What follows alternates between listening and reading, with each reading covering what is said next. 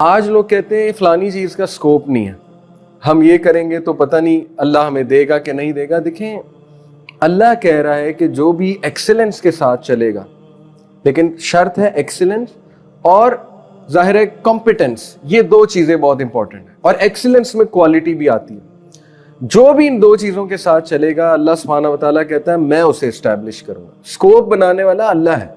یہ جو جملہ ہے نا فلانی چیز کا سکوپ نہیں, I totally disagree with it, because scope اللہ کی طرف. یہ دیکھیں یوسف علیہ السلام کا سکوپ اللہ بنا رہا ہے کہ ہم نے اسے اسٹیبلش کرایا وہاں.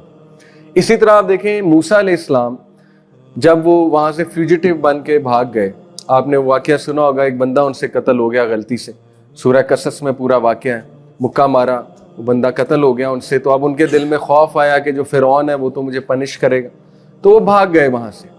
اور جب وہ بھاگے ان کے پاس کچھ بھی نہیں تھا, زیرو, اور وہ پہنچے مدین کے علاقے میں. وہ پھر بڑا مشہور واقعہ ہے کہ وہاں پہ 2 لڑکیاں تھیں, وہ اپنی بکریوں کو جو ہے وہ پانی پلا رہی تھی. ان سے کنورسیشن ہوئی, موسیٰ علیہ السلام نے کہا کہ مجھے اجازت دیں, میں آپ کی بکریوں کو پانی پلاتا ہوں. امیجن ایک بندہ پریشان ہے, فیوجیٹیو ہے, بھاگا ہوا ہے, اس کو تو ڈپریس ہو جانا چاہیے. بجائے کہ ڈپریس ہونے کے وہ نیکی کا عمل کر رہے ہیں, کہہ رہے ہیں مجھے موقع دیں میں ان کو پانی پلاتا ہوں. بڑا خوش ہوئی وہ لڑکیاں, انہوں نے پانی پلایا.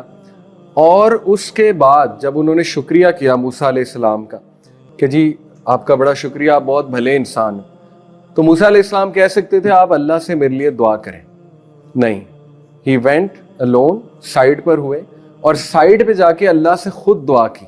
اور وہ دعا ہے ربی انی لما انزلت الی من خیر فقیر, اے میرے رب میں طلبگار ہوں تیری طرف سے, جو بھی خیر آئے میں اس کا فقیر ہوں.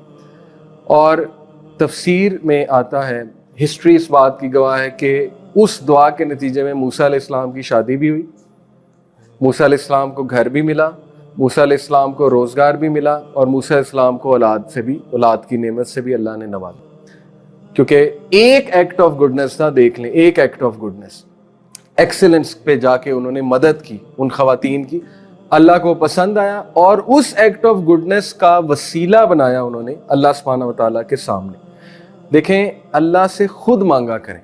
یہ بات ٹھیک ہے آپ دوسروں کو کہیں میرے لیے دعا کریں, لیکن خود جائیں گے تو اللہ سبحانہ و تعالیٰ کو زیادہ خوشی ہوگی. اور موسیٰ علیہ السلام نے یہی کیا کہ اپنے نیک عمل کو وسیلہ بنا کے اللہ سبحانہ و تعالیٰ سے مانگ لیا کہ اللہ اگر آپ کو یہ پسند آیا ہے تو میں آپ سے خیر کا طلبگار ہوں, میری مدد فرما دیجیے. اور پھر اللہ سبحانہ و تعالیٰ نے دیا. اور یہ اتنا امپورٹنٹ ہے, ہم اس کو بڑا کیجول لیتے ہیں. آپ دیکھیں کہ اتنے بڑے بڑے لیسنز ہیں ہمارے لیے, اور یہ لیسنز اگر ہم سیکھ لیں اسی ایج میں جو گروتھ کی ایج ہے تو ہمارے لیے بہت فائدہ مند ہے. یوسف علیہ السلام نے, آپ کو پتہ ہے کہ 2 لوگ تھے, ان کی ڈریم انٹرپریٹیشن کی, اور پھر وہ دونوں کو رہائی مل گئی جیل سے, جیل کا واقعہ ہے.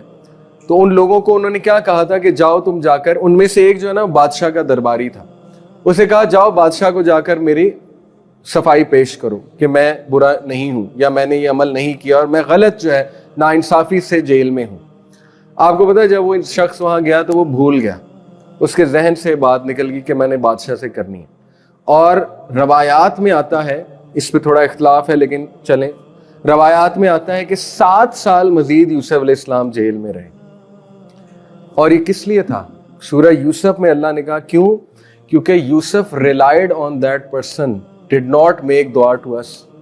دیکھیں جو بندہ جتنا اللہ کے قریب ہے نا, پھر اس کا ٹیسٹ بھی بہت زیادہ ہے. پھر اللہ سبحانہ و تعالیٰ جو ہے نا, وہ چاہتا ہے کہ یہ دوسروں سے ڈیٹیچ ہو کے صرف مجھ سے مانگے, اور یہ صرف مجھ پہ ریلائی کرے. اور یہی عین توحید ہے کہ ریلائنس اللہ پہ ہے. کوئی بھی انسان مجھے رزق نہیں دے سکتا ہے, سکسیس نہیں دے سکتا ہے. جیسے ہی آپ نے کسی انسان پہ ریلائنس کی, ایک ہے شکریہ ادا کرنا, وہ بالکل ٹھیک ہے. نبی صلی اللہ علیہ وسلم نے فرمایا تم میں سے جو لوگوں کا شکریہ نہیں کرتا وہ اللہ کا نہیں کرتا. That is fine. کسی نے آپ پہ کوئی احسان کیا, اس کا شکریہ بالکل کرنا چاہیے, اس کے ساتھ بہت اچھا رہنا چاہیے, اس سے لرن کرنا چاہیے, اس سے سیکھنا چاہیے, لیکن ریلائنس صرف اللہ پہ ہے. اور اگر اللہ پہ نہیں ہوگی تو پھر اللہ ہمیں لوگوں پہ ڈیپینڈنٹ کر دے گا. اور جب ہم لوگوں پہ ڈیپینڈنٹ ہو جائیں گے, ہمارا دل بھی ٹوٹے گا, ہماری ایکسپیکٹیشنز بھی ٹوٹیں گی, اور وہ بار بار اللہ کی طرف سے ریمائنڈر آ رہا ہے ہمیں کہ آ جاؤ میرے پہ ریلائی کرو, میں تمہیں کبھی ڈس اپوائنٹ نہیں کروں گا. تو جن لوگوں سے اللہ محبت کرتا ہے نا, ان کے دل بہت ٹوٹتے ہیں, ان کی ایکسپیکٹیشنز بار بار ٹوٹتی ہیں. इससे डिप्रेस नहीं होना है, ये तो अच्छी बात है कि अल्लाह कह रहा है कि भाई मेरे पे रिलाय करो, कम बैक टू मी। तो ये यूसुफ अलैहिस्सलाम की स्टोरी से हमें एक और बात पता लगती है। फिर ये हदीस नबी सल्लल्लाहु अलैहि वसल्लम ने फरमाया, देखिए कितनी खूबसूरत हदीस है, रिस्क का कॉन्सेप्ट कितना क्लियर हो जाता है। There were two brothers in the time of रसूलुल्लाह, one of whom would attend the lessons of the Prophet and the other would engage in business.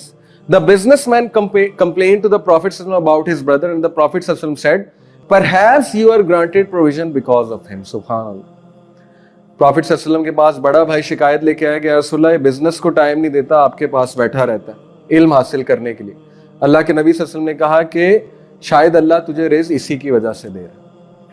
अब इसका ये मतलब नहीं है सब कुछ छोड़ के बंदा जो है ना वो बस मस्जिद में बैठ जाए और जिक्र करता रहे। इसका मतलब ये है कि इल्म हासिल करने से रिस्क बढ़ता है, इल्म की महफिलों में जाने से, क्योंकि वहां ज़ाहिर है बरकत है।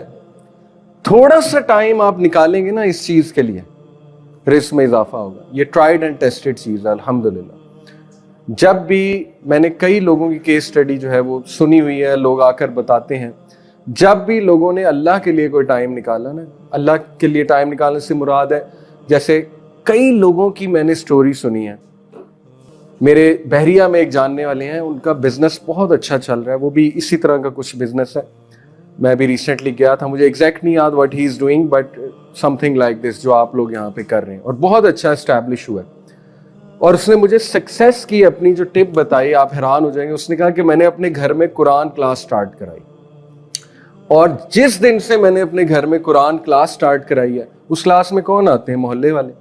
हम एक दिन बैठते हैं, लोगों को इनवाइट करते हैं। पढ़ाने वाली कौन है? उनकी वालदा। उन्होंने कुरान सीखा हुआ है तफसीर के साथ, अल हुदा से गालिबा।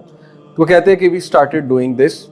और फिर उन्होंने बताया कि हमने अपने वर्क प्लेस पे भी ये रूल रखा है कि यहाँ पे जब आप आए तो कोशिश करें दिन का आगाज कुरान की रेसिटेशन से करें। पढ़ लें, 10 आयात पढ़ लें, 2 आयात पढ़ लें, जितनी आपको आती हैं उतनी आप पढ़ लें। और ही सेड के इसके मैंने अमेजिंग बरक़ात अपने बिजनेस में देखे। एक्सपीरियंस ही है ना, देखें लोग अपने एक्सपीरियंसेस से बताते हैं तो हम आगे कोट कर देते हैं। तो इसमें कोई भी दूसरी राय नहीं है कि अल्लाह के लिए थोड़ा सा टाइम जो निकालेगा उसके टाइम में भी अल्लाह बरकत डालेगा, रिज़्क़ में भी बरकत डालेगा। मेरी यूनिवर्सिटी के क्लास फेलोज़ की बहुत एग्जाम्पल है मेरे पास। मैं GIK से पढ़ा हूँ, गुलाम Ishaq Khan institute, mechanical engineering की।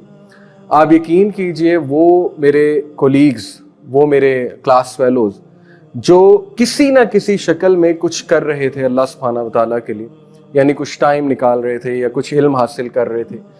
आज जब मैं उन्हें देखता हूँ तो दे आर माशाल्लाह ऑन द टॉप पोजीशन। आज 10 ईयर आफ्टर ग्रेजुएटिंग बहुत अच्छी है माशाल्लाह उनकी लाइफ। तो हमारे पास बहुत सी केस स्टडीज हैं इस हवाले से। तो ये हदीस इस तरफ तवज्जो दिलाती है कि देखो अगर तुम टाइम निकालोगे नॉलेज हासिल करने के लिए तो अल्लाह will take care of your affairs. घबराना नहीं है, मेहनत करनी है, ऐसा नहीं कि बिल्कुल ही छोड़ देना, लेकिन टाइम निकालो। Point is that.